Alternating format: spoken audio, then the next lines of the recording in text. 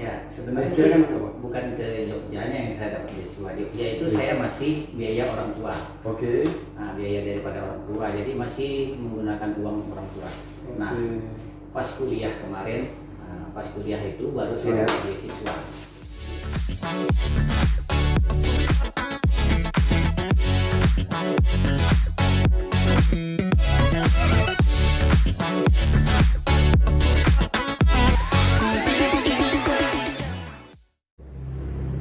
Ya, halo semuanya. Selamat datang kembali di YouTube channel saya, Leon Sitorus Miracle.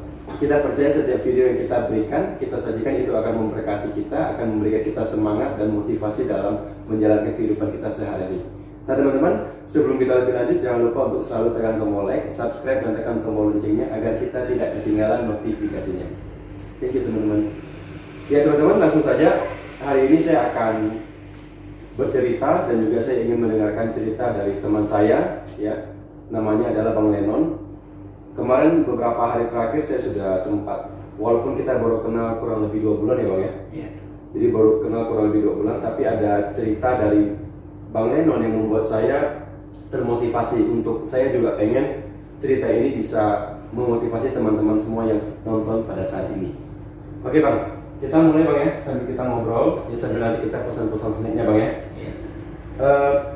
Mungkin Abang bisa cerita dulu dari masa kecil Abang.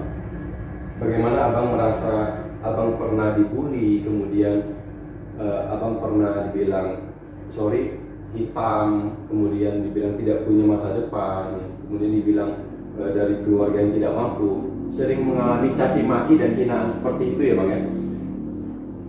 Sebenarnya persisnya kapan itu mulai terjadi dan sampai Abang kelas berapa itu terjadinya? Mungkin bisa Abang ceritakan, perkenalan singkat dulu Bang untuk teman-teman yang nonton pada malam hari ini Bang. Iya. Nah, perkenalkan nama saya Lennon. Iya. Biasa memang dipanggil Lennon. Ya karena lebih simple ya. Ya sebenarnya kalau berbicara. Tapi bukan John Lennon ya? Bukan. Iya. John Lennon itu mungkin fans orang tua ya. Makanya Iya. dikasih nama John Lennon. Tapi kembali kepada topik pembicaraan kita, masa lalu saya ya. Yeah. Secara singkat saya bisa jelaskan bahwa ketika saya merasa dibully sebenarnya itu dari SD.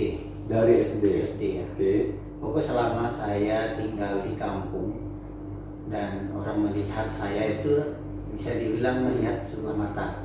Orang tidak menganggap saya akan menjadi apa-apa. Orang sudah ngecap seperti itu, sudah katakan bahwa saya tidak akan jadi apa-apa. Yeah.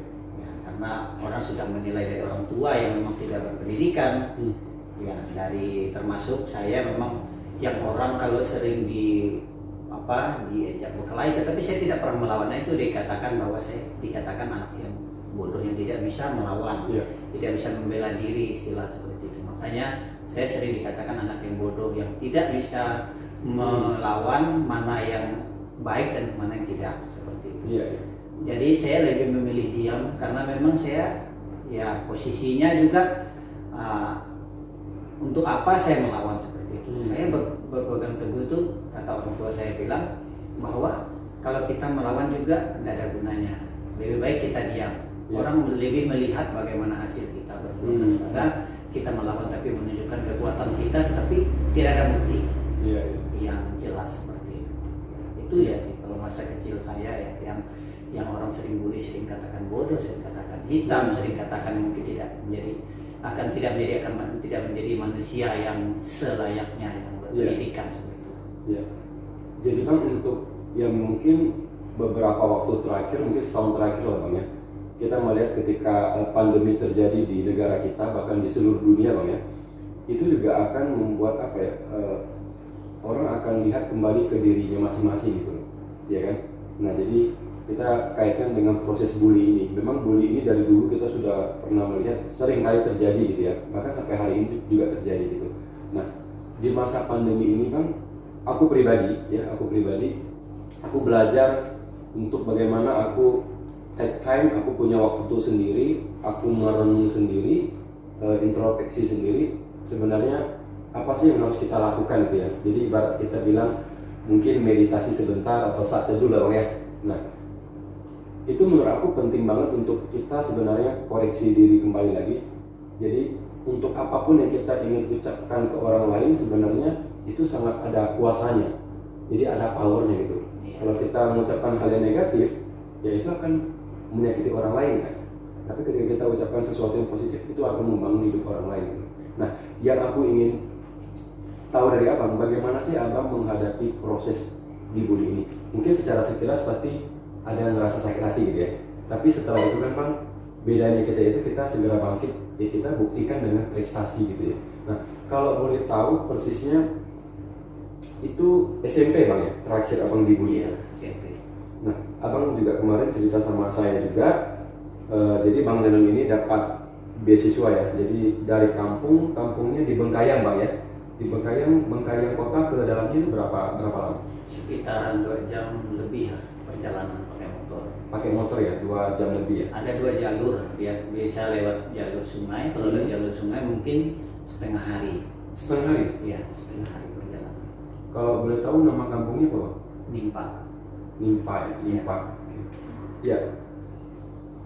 Sampai bisa abang punya pemikiran yang dewasa seperti itu ya ketika udah SMP, SMA, dan juga itu juga tidak lepas dari campur tangan orang tua abang ya, yang bagaimana selalu mendidik apapun yang orang sampaikan ke kita ya kita yang tahu kita mesti ngapain, bagaimana jalan kehidupan kita mesti tentukan sendiri, mesti jalan sendiri gitu bang ya. Artinya omongan orang lain itu ya yang nggak akan jadi apa-apa gitu loh. Apa yang mereka sampaikan, yang hal-hal yang negatif ya nggak akan ada gunanya kalau memang kita orangnya tetap positif bang ya. Dan abang tidak pernah membalas langsung, tapi abang balas dengan prestasi. Nah, boleh abang cerita nggak bagaimana abang bisa dapat beasiswa dari keluarga yang nggak mampu? Apa yang abang lakukan sehingga abang bisa dapat beasiswa dan kuliah di Jogja? Boleh cerita tentang itu? Ya, lagi-lagi sih sebenarnya sih itu kasih karunia Tuhan ya. Ya. Nah, tidak bisa kita pungkiri, tidak bisa kita lepas. Memang kita katakan itu semua atas rencana Tuhan. Ya, saya memang ya paling penting itu memang ketika di keluarga itu orang tua yang mendidik kita. Dan perkataan orang lain tergantung respon kita pribadi. Ya, kita yang merespon, kita mau dia katakan positif, negatif tergantung respon kita. Dia katakan positif sekalipun kalau respon kita salah juga bisa jadi negatif. Tetapi ketika orang mengatakan yang negatif, ya kita yang merespon itu yang lebih penting, kita yang berpikir. Nah, orang tua saya selalu katakan begini, ketika saya dibully, ketika saya orang remehkan, orang tua selalu katakan begini, tunjukkan justru dengan hal seperti itu kamu jadi bisa mempunyai tameng, mempunyai pegangan diri. Maksudnya pelajaran yang kamu dapat itu tidak didapatkan orang lain. Jadi kekuatan justru ya. Iya, jadi kekuatan kita secara pribadi. Dan Tuhan kan tidak pernah diam. Ketika orang mulai direndahkan, mulai orang melihat kita merasa lemah, maka kita akan dikuatkan, kita akan dimampukan. Itu atas pertolongan Tuhan. Dan saya katakan ketika saya bisa dapat beasiswa itu pun juga atas pertolongan Tuhan. Ya karena kenapa? Saya walaupun dari SD pernah ngulang 2 kali, SMP ngulang sekali, saya katakan memang seperti naik tangga ya, naik turun. Nah, dalam berpendidikan juga seperti itu. Tetapi dalam posisi seperti itu justru saya bisa merenungkan begini, bersyukur. Dengan hal itu saya bisa mengenal Tuhan Yesus. Karena sebelumnya saya melatar belakang adalah kakek nenek saya itu adalah dukun. Nah, ketika saya harus mengalami hal seperti itu, makanya saya bersyukur dengan hal seperti itu, hal yang dibully, hal-hal orang yang remehkan. Jadi kita tahu kedok kita dan kedok orang lain itu bagaimana. Jadi kita bisa memisahkan diri kita dan kita bergantung saja kepada Tuhan. Orang tua saya selalu mengajarkan seperti ini, berdoa sajalah dan berbuatlah apa baik yang menurut pandangan kita dan kita taat kepada Tuhan. Maka semua bisa berjalan dengan baik. Mungkin itulah. Jadi kembali ke bukan apa yang terjadi dalam kehidupan kita, tapi bagaimana respon kita terhadap apa yang terjadi. Itu yang akan buat kita lebih dewasa dan buat keputusan yang tepat ya bang. Bang, kita sambil ngopi boleh ya? Bisa. Bang Fauzan.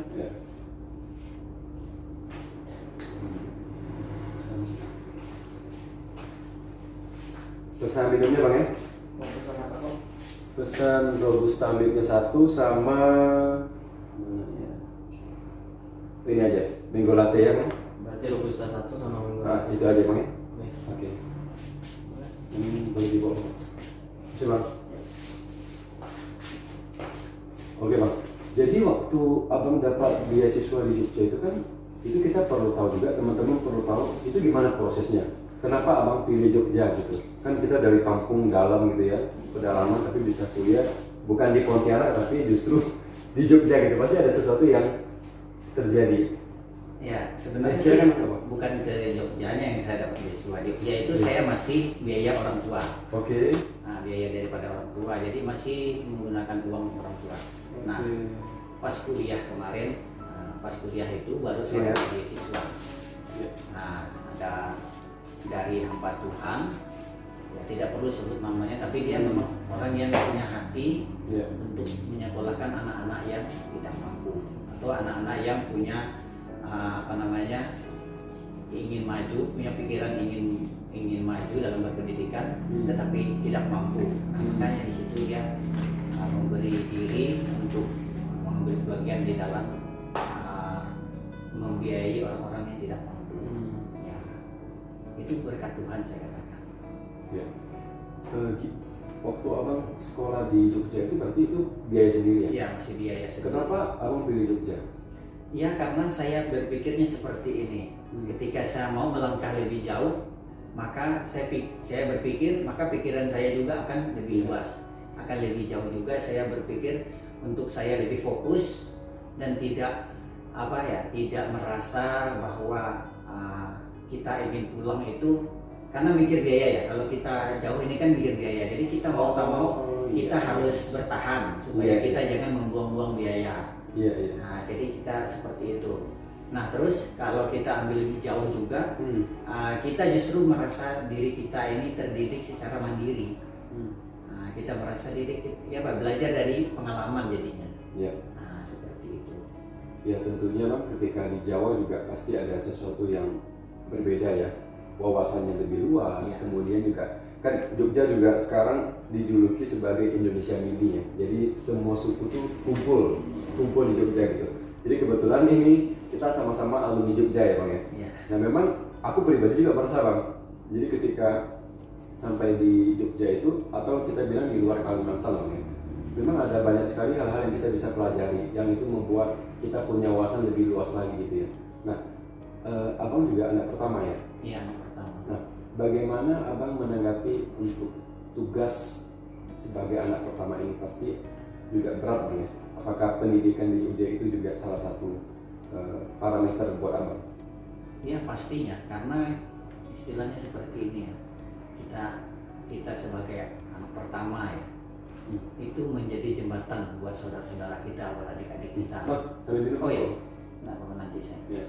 Nah, itu menjadi jembatan buat kita mengajak saudara-saudara kita, adik-adik kita, supaya mereka bisa melihat bagaimana perkembangan kita di luar.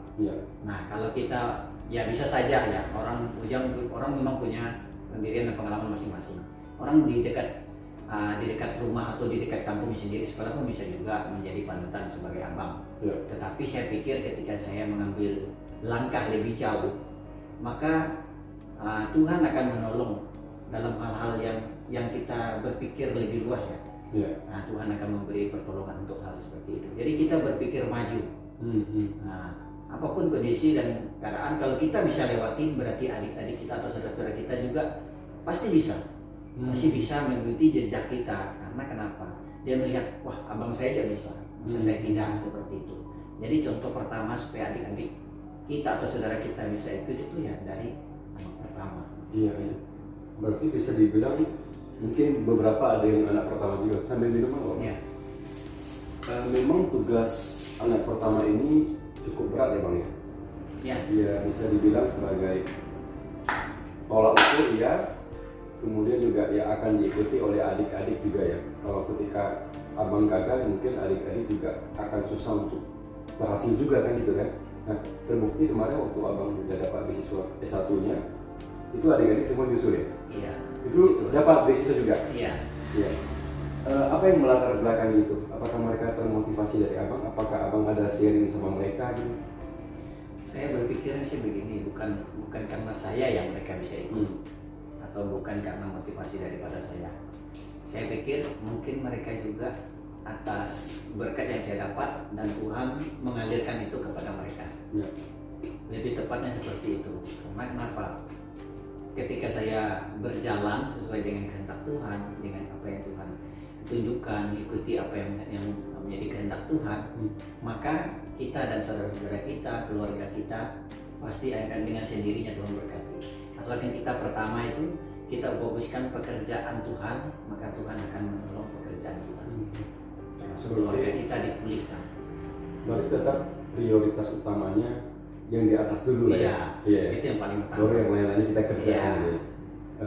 Berarti itu yang membuat abang, karena abang punya hubungan yang dekat, hubungan yang intim dengan Tuhan, itu membuat abang melakukan apapun kayaknya semua dibuka gitu. Iya. Dari yang nggak punya apa-apa, mendapat bulian, tapi abang bisa punya pikiran positif, punya orang tua yang luar biasa. Sorry, orang tua abang, aku dengar kemarin hanya seorang petani ya, tapi bisa anak-anak bisa kuliah semua gitu ya. Nah, puji Tuhan. Karena banyak juga ya teman-teman saya, orang tuanya punya banyak uang gitu, tapi nggak kuliah gitu loh. Nah, aku juga belajar dari abang ya, bagaimana abang berjuang sama abang ya. Aku juga kemarin ikut beasiswa juga gitu dari kampung juga gitu kan ya. Ya bagaimana ketika kita mengutamakan Tuhan, ya Tuhan juga akan mengutamakan kita dalam dirinya Tuhan gitu ya. Jadi dia bukakan jalan untuk kita juga gitu. Nah, nextnya apa nih bang?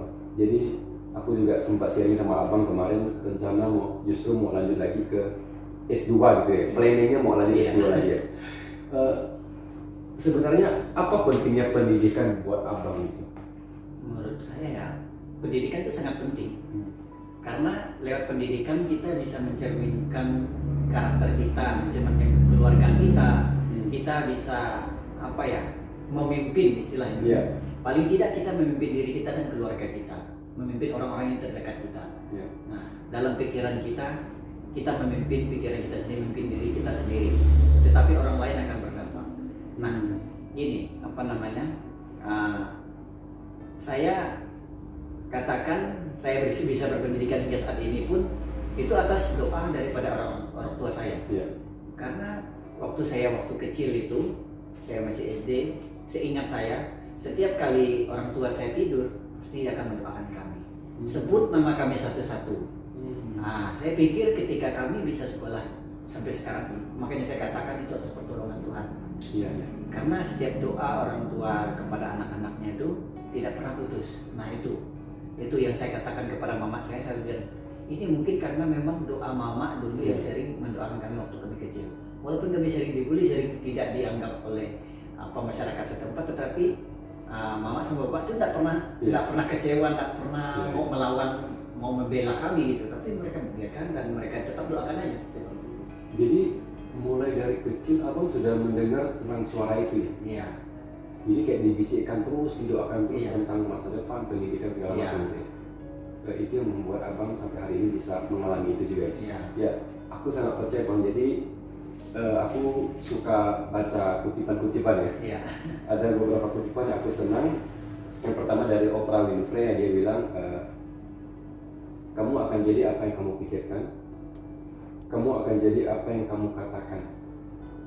Nah, ada satu kutipan juga ya di Bible yang aku juga baca, hidup dan mati itu dikuasai oleh lidah.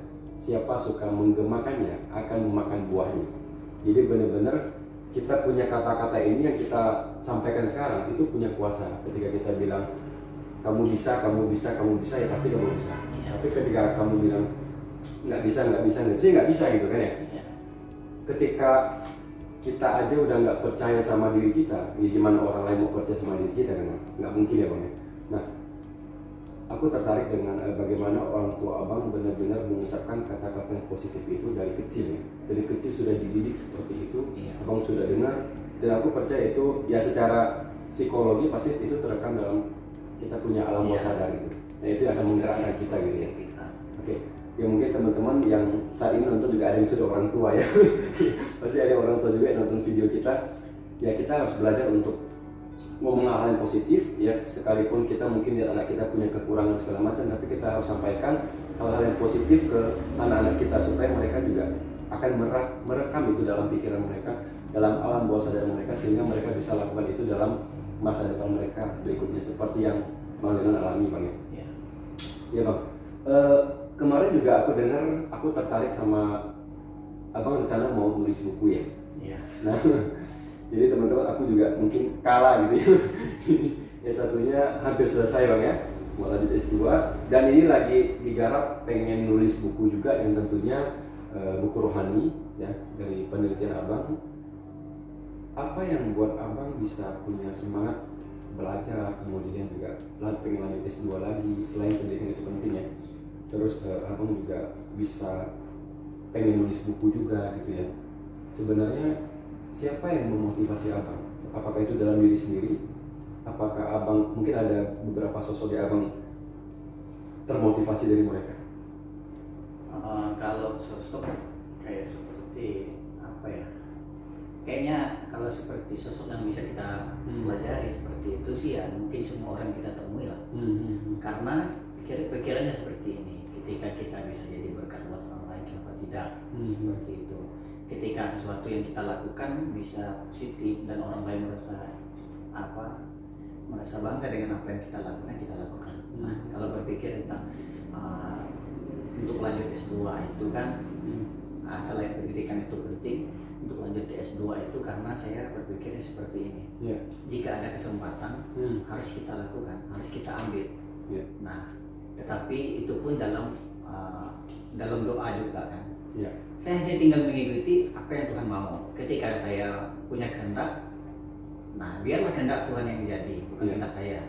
Nah, saya memang punya tujuan dan punya kehendak, tetapi bukan atas dasar saya memaksa Tuhan untuk melakukannya. Tapi biar Tuhanlah yang yang menjawab. Iya. Menjawab. Jadi kita lakukan bagian kita berdoa, kita percaya, kita berusaha, tapi kita juga harus berserah kepada Tuhan ya. Ketika kita lakukan itu ya pasti Tuhan akan berkati. Nah Bang, Abang belum cerita tadi bagaimana ceritanya Abang bisa dapat beasiswa yang saat ini. Oh iya. Itu gimana ceritanya? Kronologi gimana? Nah kalau singkat ya dari saya bisa mendapat beasiswa itu, pada saat saya ada di kampung selesai SMA waktu itu, nah saya bingung mau lanjut kuliah, bingung, tapi punya keinginan, punya cita-cita ingin lanjut kuliah. Tapi uang mungkin nggak cukup saat itu. Uang yang hanya kekurangannya kepada uang seperti itu. Tetapi orang tua saya mengenali beberapa orang, atau dari saya sendiri waktu itu pernah kenal dengan kakak tingkat. Nah, dia waktu itu kan mau disekolahkan atau mau disponsori, tetapi dia sudah menikah, sudah punya anak.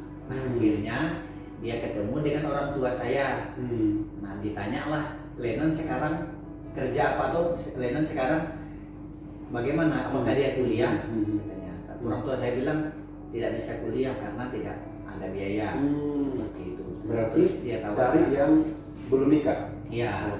Terus dia tawarkan seperti ini. Lenon mau nggak kuliah di STTAT? Nanti ada bapak ini yang akan biayai.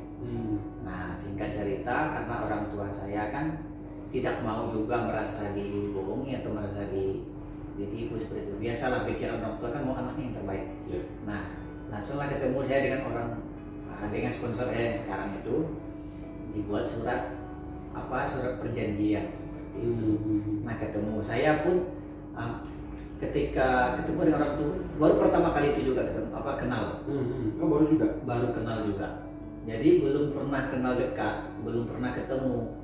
Nah, ketika dia mencari orang untuk dikuliahkan, baru itu juga ketemu sama beliau.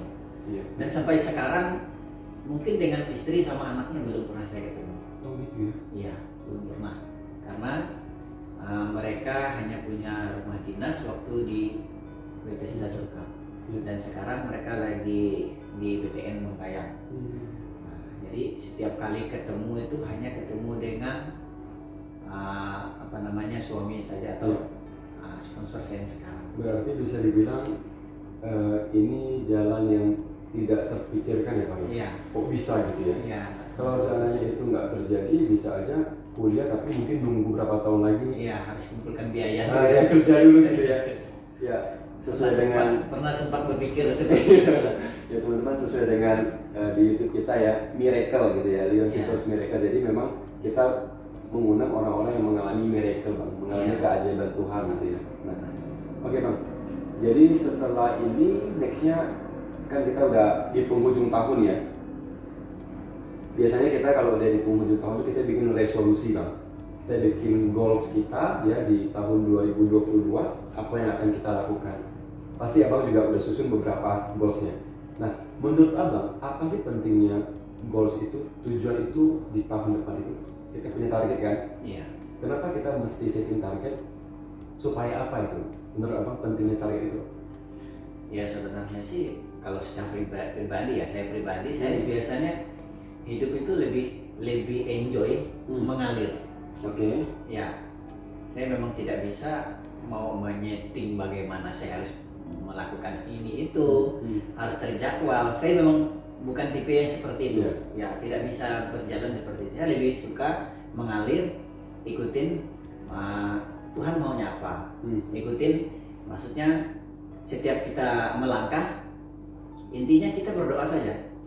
Nah, seperti itu. Tidak mungkin ketika kita berdoa kita dalam setiap langkah hidup kita tuh akan tidak berhasil seperti itu. Pasti ada sesuatu yang akan berhasil. Justru lebih simpel ya saya katakan, hidup itu ya kita ikutin apa kemauan Tuhan. Kalau kita tertata atau terjadwal kehidupan kita, sempat kita tidak lakukan, pikiran kita sudah terganggu. Terlalu banyak berpikir dan kita jadi lupa bagaimana kita harus berdoa untuk melakukan hal-hal itu. Nah, goal itu memang perlu ya. Maksudnya tujuan untuk kita ke depannya bagaimana itu perlu. Itu kan istilahnya seperti cita-cita ya. Tetapi untuk kita melakukan goal itu kita mengalir secara mengikuti apa yang Tuhan mau. Jadi tetap ada goalnya, ada tahun depan mau ngapain gitu ya. Mungkin ada beberapa hal yang kita pengen ubah dalam hidup kita. Bisa ada karakter yang gak baik, kita pengen ubah, itu bisa juga masuk goal ya. Ada juga goal dalam mungkin materi, goal dalam pekerjaan ya. Berarti mungkin lebih ke ini sih bang ya. Kita punya goal, kita punya target, boleh banyak, tapi kembali kita ketika lakukan itu kita mesti mengandalkan Tuhan. Kalaupun Tuhan bilang itu belum kejadian ya udah, berarti belum waktunya gitu bang ya. Jadi lebih ke ngalir, mengandalkan Tuhan, tapi ada gambaran aku mau ngapain tahun depan gitu ya. Oke. Sebagai penutup bang, kita udah di akhir nih ya.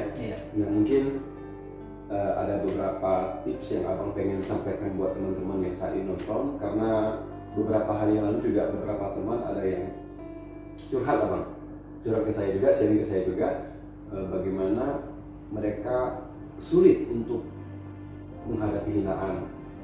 Mereka terlalu banyak berpikir tentang itu, kemudian bully ya sering dikatakan hal-hal yang negatif dalam hidup mereka gitu. Nah kadang mungkin sekilas lewat gitu, sekilas kayak teringat kembali, kan mereka mengingat kembali ketika mereka lagi waktu-waktu kosong gitu bang, itu bisa teringat kembali. Nah dan juga ada beberapa kawan yang ketika ada masalah tuh mereka kayak down sekali gitu. Nah itu gimana sih cara mengatasinya gitu? Mungkin abang bisa share, abang pernah alami selain bully itu apa lagi, dan bagaimana abang cara mengatasikan? Nggak mungkin hidup kita nggak ada masalah bang. Nah, ketika ada masalah itu bagaimana abang mengatasi itu buat teman-teman nih bang? Iya, kalau untuk teman-teman ya, saya memang tidak punya tips dan tidak juga punya harus seperti apa menghadapi hal-hal yang seperti itu. Pada intinya, kalau saya pribadi ya, pengalaman saya, ketika orang membuli kita atau orang mengata-ngatai kita yang tidak baik, katakan kita ya tidak akan jadi apa-apa, tidak jadi manusia pada nantinya seperti itu. Pada intinya, kalau saya berpikir lebih kita tutup telinga. Artinya kita jangan kemakan. Walau memang itu kadang-kadang terngiang-ngiang. Kalau dalam diri saya, justru saya bisa saja menerima. Terserah orang mau bilang apa. Karena itu prinsip ya, prinsip masing-masing. Orang terserah mau bilang apa, itu it's okay lah. Ya kita yang menentukan diri kita, bukan orang lain. Nah, jadi kehidupan kita mau berhasil atau tidak itu bukan karena perkataan orang lain, tapi karena kita yang mengubahnya. Nah, seperti itu. Nah, bagi teman-teman juga yang masih punya orang tua yang lengkap, nah, bersyukurnya seperti ini. Artinya Anda sempurna dalam hal apa? Dapat kasih sayang dari orang tua yang lengkap. Nah, bagaimana dengan orang yang tidak punya orang tua yang lengkap? Tapi mereka juga bisa bersyukur. Kita harus belajar dari semua lingkungan dimanapun kita berada. Jadi kita bisa menilai bagaimana dan di mana kita berada. Dari situlah kita belajar. Dia belajar dari pengalaman. Berarti kalau saat ini mungkin ada teman-teman yang pernah mengalami kondisi seperti abang, maksudnya dari ekonomi yang sangat rendah, punya harapan juga, tapi nggak punya jalan nih bang, nggak punya jalan yang sama kayak abang nih. Gimana cara menyampaikan ke teman-teman supaya mereka tetap harus semangat? Apa yang harus mereka lakukan gitu? Nggak punya uang tapi pengen kuliah gitu. Sebenarnya kalau untuk sekarang sebenarnya agak dimudahkan ya kita dalam berpendidikan. Kalau saya dulu berpikirnya simpel begini, apapun pendidikannya yang penting saya bisa maju. Nah, orang kan kadang mikirnya kan, ya kalau itu pikirannya itu pendidikannya pengennya jadi dokter, nggak mau yang lain. Kita harus buka wawasan kita, harus lebih luas. Jadi kita berpikirnya jangan dulu pikir kepada profesinya, kita harus berpikir dulu kepada pendidikannya. Kalau berpikir pada pendidikannya, jadi kita berpikirnya apa saja pendidikan yang penting kita bisa maju dulu. Jadi peluang yang ada dulu ya? Ya, peluang yang ada. Misalnya kita saat ini kan lagi ada dapat tawaran dari Pemda atau dari orang-orang di sekitar kita yang ingin menyukulkan kita. Kita jangan pikir dulu kepada profesi yang akan kita capai. Kita harus berpikir dulu pendidikannya penting untuk kita enggak? Karena pendidikan itu kan luas, berbicara tentang bagaimana kehidupan kita di di masyarakat dan bagaimana kehidupan kita selanjutnya. Nah, seperti itu. Tapi kalau kita hanya berpikir pada profesi, jadi kita membatasi berkat Tuhan dalam hidup kita, membatasi diri kita untuk maju, untuk berkembang. Nah, jadi kita harus berpikir pendidikannya. Jadi apapun pendidikannya, lanjutkan dulu pendidikannya. Masalah kita mau jadi apa, biarkan. Maksudnya tempuh dulu tahap awalnya. Karena sudah selesai S1 bisa ambil S2-nya. Yang sesuai kita mau gitu ya. Sesuai dengan jalur gitu lah, tempuh dulu gitu ya. Jadi sebenarnya kalau yang kita udah pada tahap kesimpulan Bang. Yang aku belajar dari Bang Lenon itu, pertama, orang boleh ngomong apapun, tapi kembali ke kita pribadi. Mungkin itu akan kita dengar, akan masuk ke hati kita, tapi apakah itu akan kita simpan selamanya? Ya pasti akan mengganggu pikiran kita, kehidupan kita ya Bang ya. Atau justru kita pakai itu jadi bahan bakar untuk kita terus berjalan. Ya, jadi ada ibarat orang bilang jadikan itu batu bakar. Jadi semakin banyak orang hina kita, semakin banyak batu bakarnya, ya kita bisa bangun rumah gitu loh. Nah, itu kalau pikir kita positif. Jadi yang negatif bisa jadi positif, yang positif bisa jadi negatif, tergantung bagaimana kita merespon itu. Oke, yang kedua, bagaimana Bang Lenon dapat beasiswa Bang ya? Itu dengan cara yang tidak terduga ya. Artinya mau kondisi kita seperti apapun, ketika kita selalu berdoa, kita tidak pernah kehilangan harapan, pasti jalan itu selalu ada dalam kehidupan kita. Nah, setelah pendidikan udah dapat, abang juga pengen S2 lagi kan? Nah teman-teman, bagaimana pendidikan itu sangat penting ya. Mungkin aku bisa bilang pendidikan itu bukan satu-satunya parameter untuk kita berhasil, tapi pendidikan itu penting. Jadi kalau buat teman-teman yang mungkin punya kesempatan, punya peluangnya, bisa kuliah, bisa ambil jalur pendidikan yang lebih tinggi ya, ambil aja gitu. Tapi kalau memilih juga, jadi dijalani dulu Bang ya. Oke teman-teman, buat teman-teman juga yang mungkin mengalami proses bulian segala macam ya, tetap semangat juga ya. Jangan sampai kita balas dendam dengan kata-kata yang negatif, tapi balas itu dengan prestasi Bang ya. Kita temukan sama mereka yang berkata seperti itu. Jadi mereka akan melihat bukan lagi melihat kita yang tidak berhasil, tapi melihat kita yang berhasil. Supaya mereka juga belajar dan mereka juga merasa malu seperti itu. Jadi justru itu membuat abang semakin luar biasa setelah mengalami itu gitu ya. Menjadi semangat. Tapi karena biasanya karena kalau negatif tambah negatif makin negatif Bang ya.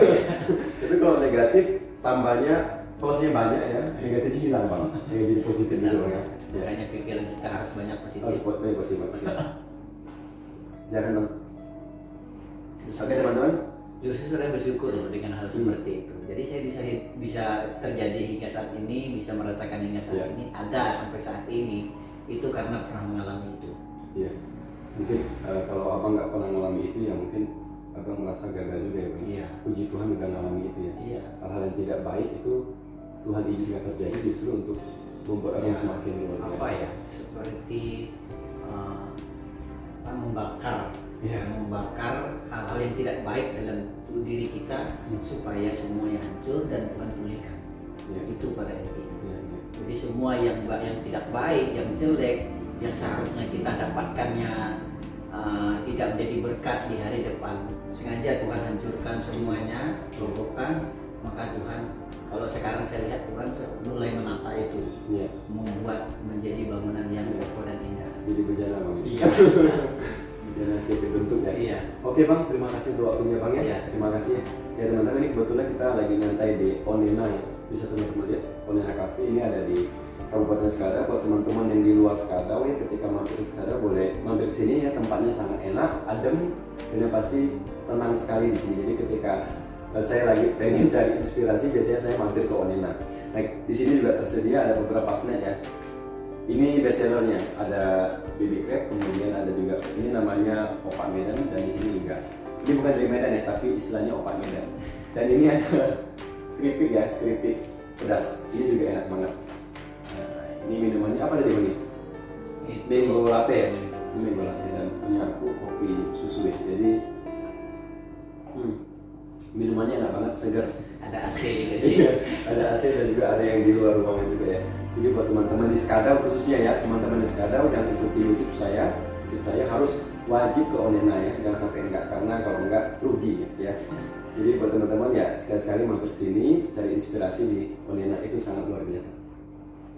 Biar bisa nikmati kopi sama. Enak banget. Oke teman-teman, di akhir video ini, Bang sekali lagi terima kasih Bang ya. Ya, sama-sama. Oke, di akhir video ini kita ingin sama-sama ingatkan kita ya untuk selalu kita menggunakan gaya hidup 4M ya, selalu memakai masker, menjaga jarak ketika berkomunikasi, jangan lupa mencuci tangan, dan juga kita menghindari mobilisasi ya ketika memang itu tidak terlalu penting. Oke, kita sama-sama menjaga bangsa kita menjaga diri kita menjaga keluarga kita. Kita ikuti apa yang sudah dianjurkan oleh pemerintah, karena pemerintah nggak bisa jalan sendiri.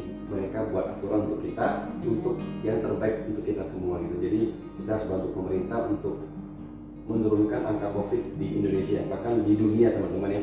Nah, karena kita juga tahu sekarang sudah ada varian baru ya, Omicron sudah masuk, dan sudah ada yang meninggal juga di Inggris ya. Jadi jangan pernah anggap remeh, apalagi ini kita akan masuk dalam Natal dan Tahun Baru. Buat teman-teman yang bepergian, tetap hati-hati dan juga selalu jaga protokol kesehatan. Oke teman-teman, Bang Neno sekali lagi terima kasih banget untuk ceritanya luar biasa ya. Kita sapa teman-teman kita dulu. See you.